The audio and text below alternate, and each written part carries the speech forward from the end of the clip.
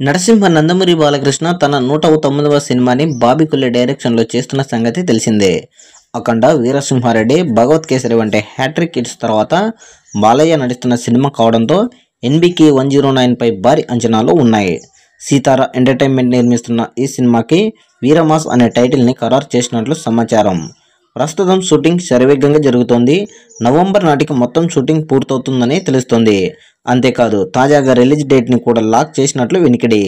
ముందు నుంచి ప్రచారం జరుగుతున్నట్లుగానే ఎన్బీకే 109ని 2025 సంక్రాంతి కానుకగా విడుదల చేయాలని మేకర్స్ నిర్ణయించారు. జనవరి 12న ఈ చిత్రం థియేటర్లలో అడుగుపెట్టనుందని, త్వరలోనే దీనిపై అధికారిక ప్రకటన కూడా రానుందని అంటున్నారు. కాగా ఇప్పటికే 2025 సంక్రాంతి సీజన్పై విశ్వంబరతో మెగాస్టార్ చిరంజీవి కర్చీఫ్ వేశాడు.